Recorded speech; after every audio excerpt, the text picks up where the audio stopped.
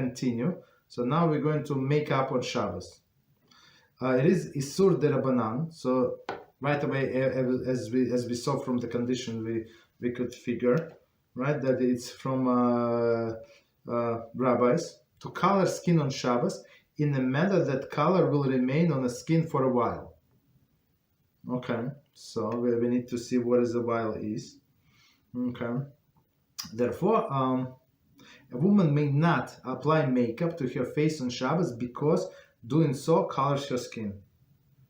It says Rambam, Shulchan Aruch, Magid Abraham, Levush, all of this is great. So he gives all of the sources on the bottom. So clear cut, a woman may not apply makeup to her skin on Shabbos. So continue reading. This applies to any part of your face that she typically applies makeup to, including her eyelids, etc. So basically, anywhere. So there is no problem.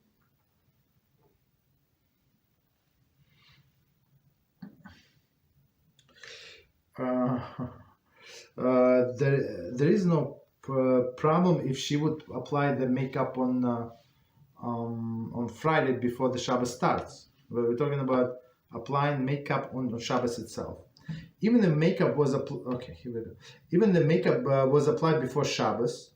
She may not add to it on Shabbos. So like touch up. I don't know what women call it, but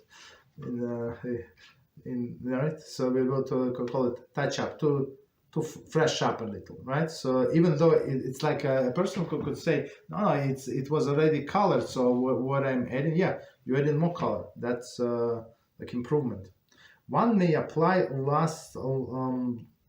long-lasting makeup before Shabbos, even though it will still be visible on Shabbos, on Shabbos morning. There is no concern for Mari sign.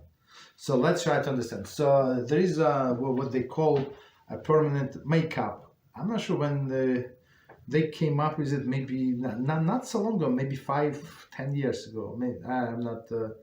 That's what I think. So not so long ago, and it lasts. It's they call it permanent makeup, or maybe some by some other terms, but it lasts. I think that they say like 24 to 36 hours, which is very long time. If it's healthy for a woman, I'm not sure. I've never looked into it, but that's the thing. So even though, if she put this permanent, like strong coloring, right, before Shabbos on Friday, and Shabbos morning, let's say she goes to a synagogue or people come to her house, and she has a makeup. So since everybody knows that's what it is, right? That she would use this special makeup, so nobody would suspect that she did it on Shabbos. So this concept is called Maris Ayin. So the Maris Ayin is the way it looks from the outside, like people who would not know. They say, you can apply this makeup on Shabbos. How do you know? It's not. We just told you it's not allowed. No, I saw these rabbits with the makeup. You understand? So sometimes you have to explain people, but to people, many people do not know what to ask. Right? So if you see that you're doing something permissible on Shabbos, not on Shabbos, and you know for sure it is permissible, and you have a special circumstances why it is permissible for you, or it's permissible in general, and you see somebody is looking at you with a doubt, so you have to come up and explain to person, right? Otherwise, they would learn something wrong from your behavior. A woman may not apply nail polish to her nails on Shabbos, as this would constitute coloring on Shabbos. Right? The din is halacha, right?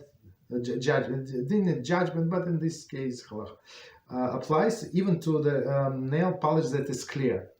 So it does not matter what kind of nail polish. So it's all of the great rabbis. You cannot do it on Shabbos. So even though they say clear, it is clear, but in a sense it changes the color anyway, even if it's clear. Similar lipstick or lip gloss may not be applied on Shabbos because of coloring. Lipstick is forbidden due to the issue of smoothing. So smoothing is another prohibition on Shabbos. Is what in the Mishkan when they were working on a skin, they would remove all of the hairs from the hide and then smooth it with all of the fats and stuff like that. So of course this smoothing with the lipstick would be under two categories, under two prohibition. One is coloring and one is smoothing. And this smoothing the same reason is why women or men as well cannot apply a cream, like a thick cream on Shabbos. So if it's like liquidy cream, like I don't know what would be the example of liquidy cream. I'm not sure. Like maybe like the one that is freely flowing, like a baby oil. Let's say consists of baby oil, maybe a little thicker. So there is no problem. But if it's a real cream, like would not be allowed to apply because of this prohibition. Some poskim say the powder which does not cling to the face may be applied on Shabbos. For example, talcum powder. So it's from long time ago. So it's from Rabbi Moshe Feinstein Zatzal. So he's explaining, who says that certain conditions have to be met first. And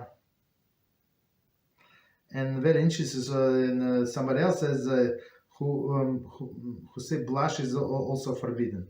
So I'm not sure why would somebody think it's the blush is allowed, but okay, doesn't matter. But this talcum powder, I mean, the way I see it, if she has like that darker color clothing, when it starts like falling out, like it would not look very presentable, to say mildly. Okay, so others say, so some say it is allowed, as Moshe Feinstein. I don't remember, I remember learning, but it was like several conditions. So at the time of this piece, when we finished, I said it's like almost mission impossible. So who would want to do that?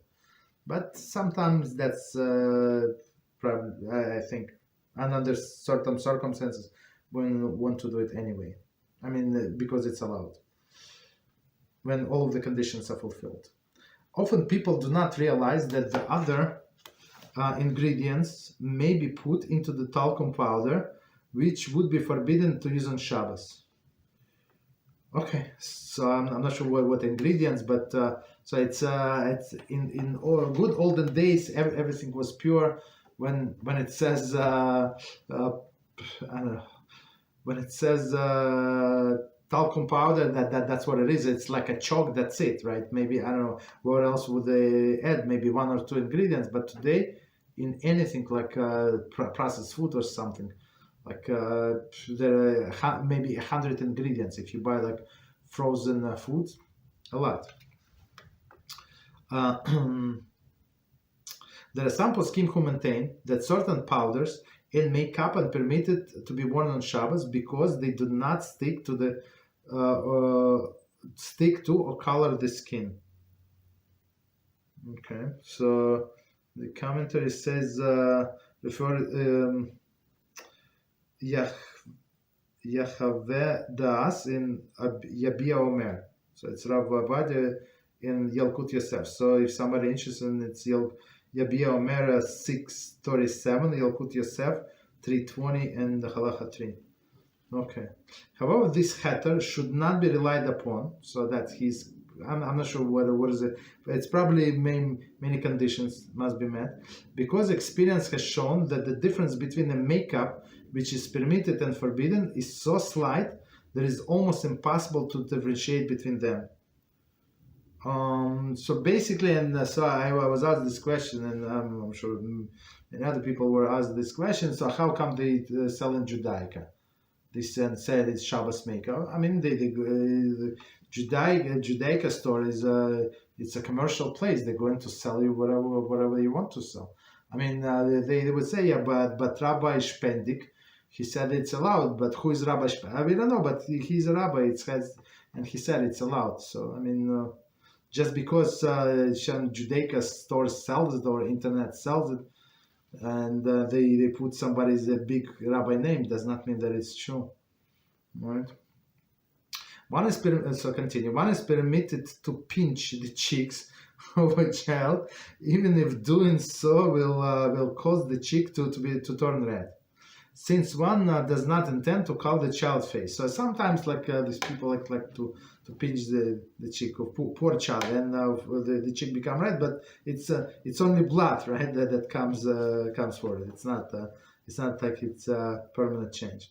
However, a woman may not pinch her cheeks, since her intention would be to call her. That's an amazing line, right? So especially in olden days before the makeup, right? In I don't know, with a poor people, that's women would do. Like she's about to meet her groom, right? They were so poor they did not have a makeup, so that's what they do. They would pinch their cheeks, right? But since for doing so it's for coloring, so of course it's rabbinical, it's understandable, it's not going to stay. You're right in all of the points that you say, but our rabbis say don't do it.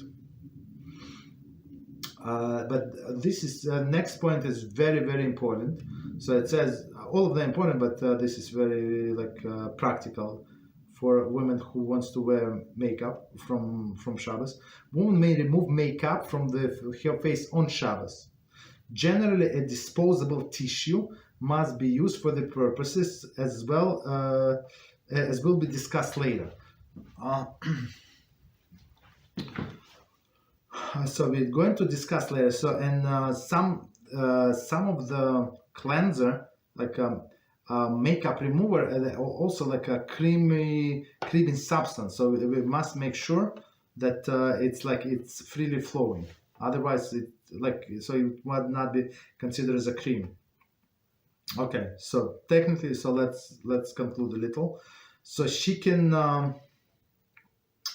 put makeup on Friday before Shabbos. There is no problem. This, as we said, this even permanent, whatever they call permanent makeup, it's much stronger than the regular one. So let's say she has a lunch in her house in the morning. No problem. After lunch, she can remove it. Of course, it's not going to be fresh. I think it's fresh. I'm not looking at the women, but somebody told me, somebody consulted with me before. So this lady said that so she was very satisfied. Okay, she's satisfied, and I'm very happy. Okay.